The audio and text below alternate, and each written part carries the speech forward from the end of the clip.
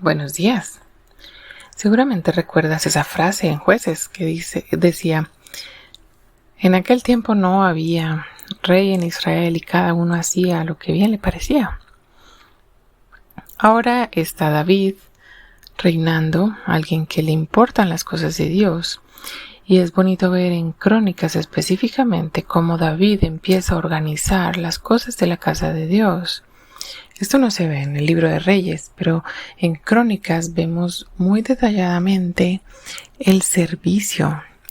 David sí sabía lo que Dios quería que se hiciera. David sí sabía lo que había que hacer.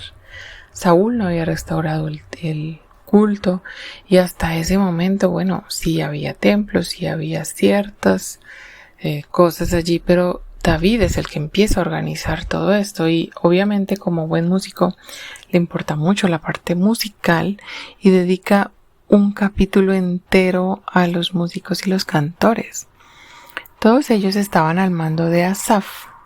Y si tú vas a Salmos, en el capítulo 73, que comienza el libro 3, tú vas a encontrar que estos salmos no eran de David.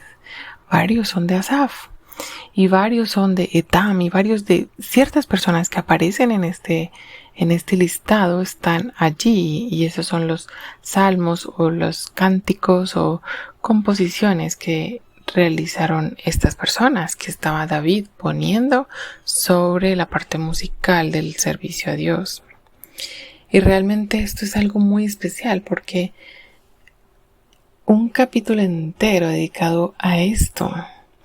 Y vemos cómo David organiza y menciona a todos los levitas y todo el servicio que debía hacerse en una casa que pronto iba a ser construida por su hijo Salomón. Dios le dijo: tú no me vas a construir casa porque tú has sido hombre de guerra.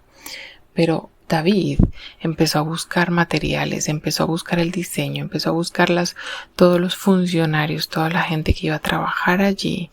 Y él dijo: esta casa tiene que ser impresionante. ¿Por qué? Porque representaba visualmente y humanamente a Dios, quién era Dios. Y de hecho David y Salomón tienen el territorio más amplio conocido como Israel. O sea, Dios les había prometido una tierra bastante amplia. Si tú te fijas en los libros de Números y Deuteronomio, Dios había fijado los límites desde el desierto del Negev hasta el río Éufrates y de ahí hasta las sierras de Tiro y de Sidón. Los bosques del Líbano, toda esa zona iba a ser Israel, pero ellos nunca conquistaron toda esta zona. Los que tuvieron más territorio fueron David y Salomón. En esa época fue cuando más amplitud hubo. Pero David estaba muy ocupado de ver lo que a Dios le importaba. Probablemente él conocía estos límites y probablemente él había ido a conquistar más, porque se menciona no solamente las luchas contra los filisteos que estaban dentro de su propio territorio. Él conquista Jerusalén, algo que estaba mandado por Dios directamente. Y él amplía el territorio de acuerdo a la forma en que Dios lo había pedido, lo había dicho, lo había prometido incluso. David le entiende a Dios muchas de las cosas que a Dios le preocupan y que a Dios le importan.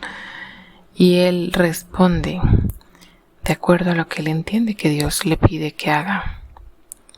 Y justamente dentro de eso entran los planos del templo, entran todos estos cantores, los servidores, los levitas, los sacerdotes, porque son cosas que a Dios le importan. Y esto nos habla a nosotros también. ¿Qué cosas hemos dejado de hacer? Cosas que a Dios le importan. Quizás es tiempo de retomarlo. ¿Qué cosas quizás debemos empezar a hacer? Porque Dios nos ha últimamente inquietado con eso. Sabemos que a Dios le importa, pero quizás no lo hemos hecho.